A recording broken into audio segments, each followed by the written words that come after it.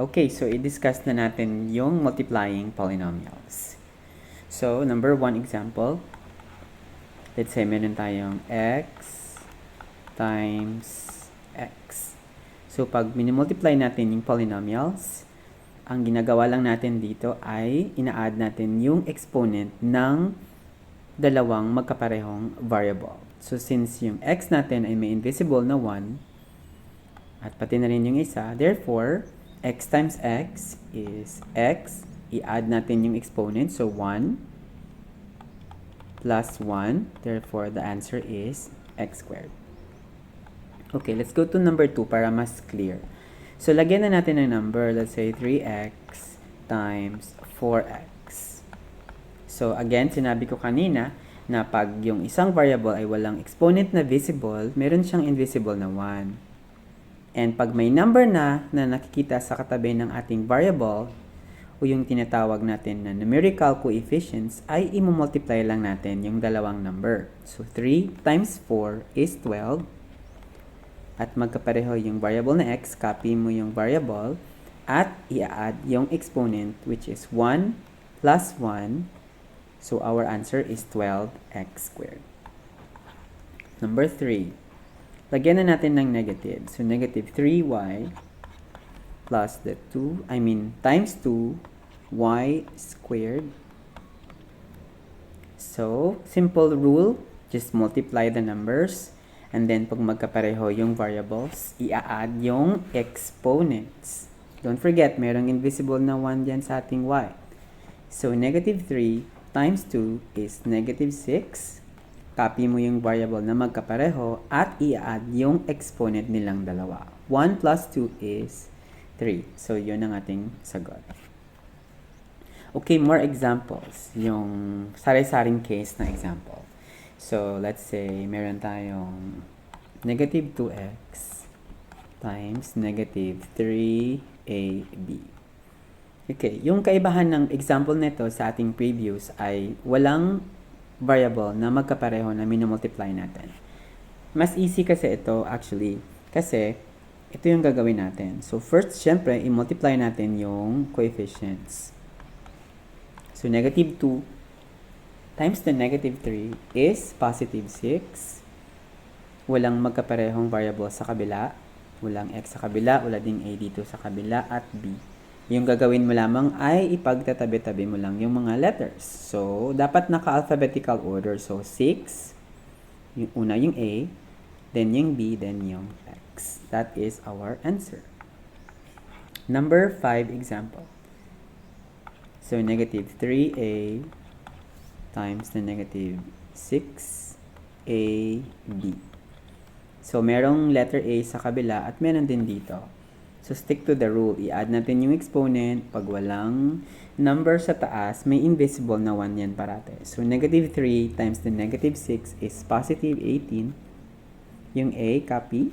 Kasi magkapareho. And 1 plus 1 ng isa pang A ay 2. Yung B, walang kasama sa kabila. So, you just copy. So, since nilagyan ko ng 1, actually, pag final answer, no need nang sulat yung number 1 sa exponent. Next. Let's say we have 2x times the 3xy. 2 times 3 is 6. X times x is x squared. And yung y. Okay. Punta na tayo sa medyo level up din na example. What if yung minumultiply mo ay isang monomial at minumultiply mo siya sa isang binomial. Binomial ito kasi dalawang term, isa, dalawa. Ito isang term, it's monomial. If you encounter this kind of example, yung i-apply mo lamang ay yung tinatawag na distributive property. Distribute, ibig sabihin, i-distribute mo or i-multiply mo ang iyong monomial sa bawat term ng ating binomial. So, sundin lang natin yung arrow. Magmumultiply lang tayo based sa arrow. First, yung 2a, i-multiply kay x. So, 2a times x is 2ax. Then, i-multiply natin si 2a times the positive 2 or plus 2. So, that is plus 4a. Another example. Let's say we have negative 3x times the x minus 7. Okay, again, apply the distributive property. First mo, i-multiply mo si negative 3x kay x. So, negative 3x times x is negative 3x squared. Squared again dahil merong invisible na 1 dyan. Then, tapos na tayo sa first na term ng binomial. Yung negative 3x, multiply na natin sa negative 7. So, negative 3 times the negative. Again, sinabi ko sa inyo na magiging negative pa rin ito kasi pag change natin ito additional sentence, magiging negative pa rin si 7. So, parang yung minus ay parang negative na din. So, therefore, your answer is positive 21x. And yan ang sagot natin. Okay, try to answer this on your own if naintindihan yung na-discuss ko sa inyo.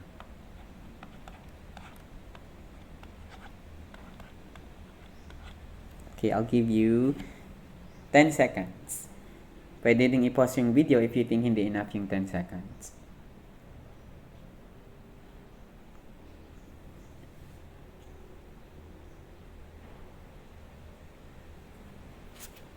Okay, let's apply distributive property. Lagyan nyo muna ng arrow pag hindi pa kayo sanay.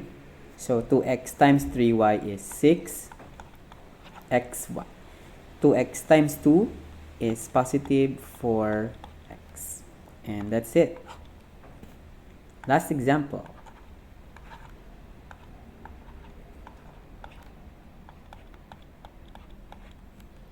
Okay, so pwede mong i-pause ang video para malaman mo if magiging tama yung sagot mo mamaya. Okay, kung meron ka ng sagot, let's continue. Kung hindi pa, just pause the video. Here is the solution. Negative 3a times x is negative 3ax. At negative 3a times the negative 4, kasi yung minus parang negative na din, ay positive 12a. That is our answer. Okay, punta na tayo sa isa sa pinaka-challenging na multiplication na parating yung makikita sa inyong mga math classes. Ito yung tinatawag na multiplication pa din, but dalawang binomial na ang ating minamultiply. X plus 2 times the x minus 4. Okay, so binomial, x plus 2 isa dalawang term at minamultiply sa isa pang dalawang term na x minus 4. I would suggest na ito na lang yung gagawin nyo. Yung bawat term sa unang binomial ay i-multiply sa bawat term sa pangalawang binomial. Susundin mo lang ang arrow. So, punta lang muna tayo sa x. Yung x ay i-multiply natin sa dalawang term sa second binomial. Tapusin muna natin. Okay? So, let's continue.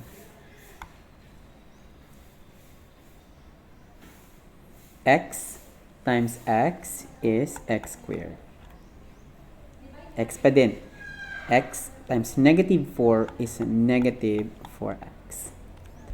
So, we're done with the first term. Next, yung 2 natin ay i-multiply natin sa dalawang terms sa ikalawang binomial. So, lagyan ko ng arrow. So, yung 2 multiply mo sa x at i-multiply din sa negative 4.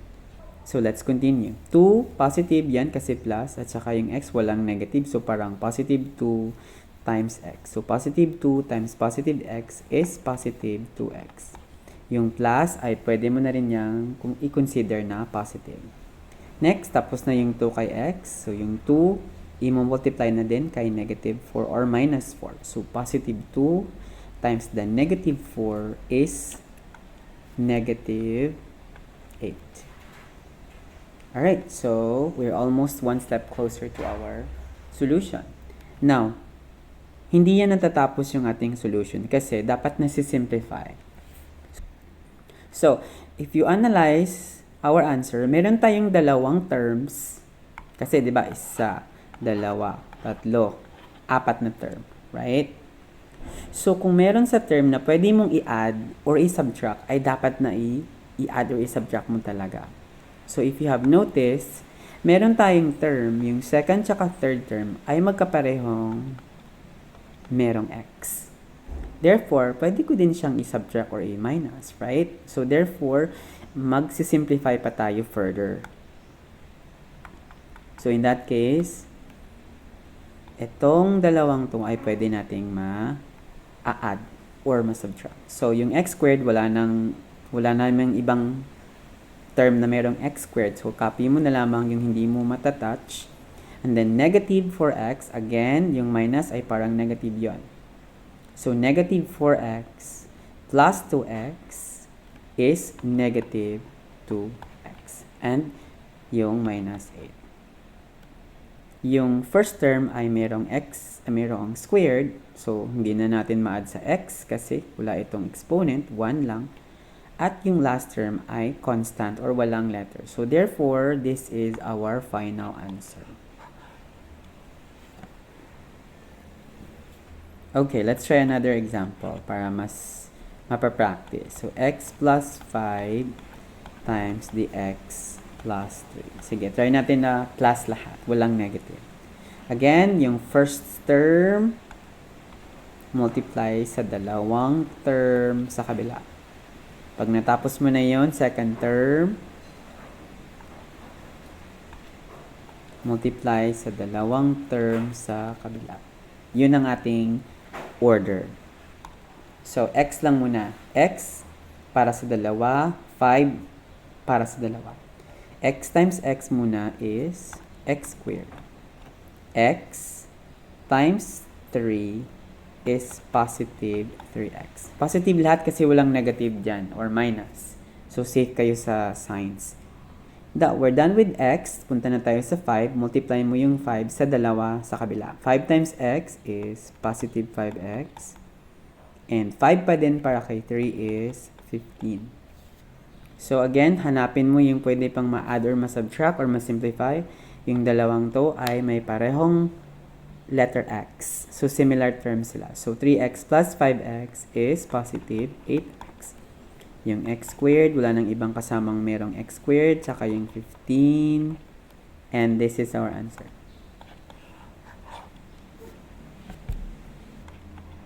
Okay, another example. Special example ito.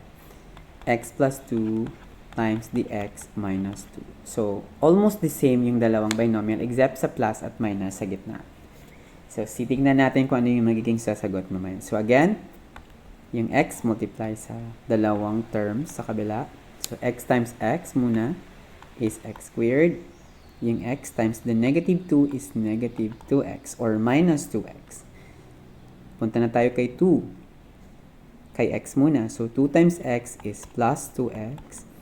Positive 2 times the negative 2 ay negative 4. So, ito lang yung dalawang term na merong magkaparehong variables. So, i-add natin or i-subtract. Negative 2x plus 2x is 0. So, x squared plus 0 minus 4. Well, technically, hindi na natin sinusulat yung 0. Therefore, our final answer is x squared minus 4. Actually, merong shortcut ito. Pag makita mo yung dalawang magkaparehong binomial except sa kanilang operation sa gitna, pag ang isa ay plus at yung isa ay minus, yung gawin mo lamang ay i-multiply mo yung first terms, yung dalawang first terms. X times x is x squared. Lagyan mo lang ng minus all the time. At i-multiply mo yung 2 times 2 and that is 4. And yan yung sagot. Yan yung shortcut. Interesting talaga ng ibang example, diba? So, let's try the same case and shortcut na. Okay? So, x plus 4, x minus 4. So, again, yung case na ito ay only applicable pag magkapareho yung binomial except lang sa plus at minus sa gitna. So, all you need to do is i-multiply yung first terms. X times x ay x squared. Lagyan ng minus. And 4 times 4 is 60. And that's the answer. Sige, one more. 15. Okay, lagyan natin ng coefficients yung sa una. 2x minus 3 times 2x plus 3. Again, multiplying yung first term. It's 2x times 2x, 4x squared minus, tsaka 3 times 3 is 9. And that is your answer. Huwag kalimutan ha, applicable lang ito pag yung binomial ay magkapareho at saka minus yung isa at plus yung isa. Kahit na nauna yung si plus or pangalawa si minus, same lang yan. Shortcut again, i-multiply yung first terms dyan and last terms. Pero again, hindi ito applicable sa hindi magkapareho na first and second terms. Let's try another example. Sige, let's make it a little bit more challenging. 2x plus 1 times x minus 4. Okay, follow natin yung first term sa una, sa kabila. 2x times x is 2x squared. Diba, ina-add natin yung exponent. Next, punta na tayo sa 2x pa din, pero this time, multiply na natin sa negative 4. So, 2x times the negative 4 is negative 8x. Pag medyo mabilis ito ng konti, try mo pause yung video and repeat it again para mas maliwanagan ka. Pero pag hindi pa din, comment on the video and then I'll try my best to help you. Okay? Okay, we're done with 2x. Punta na tayo kay 1. Multiply natin si 1 una kay x. So, 1 times x is 1x or positive x na kasi invisible lang talaga ang 1. Next, positive 1 times negative 4 is negative 4. And it so happen yung sa gitna ay similar. So, negative 8x plus x is negative 7x.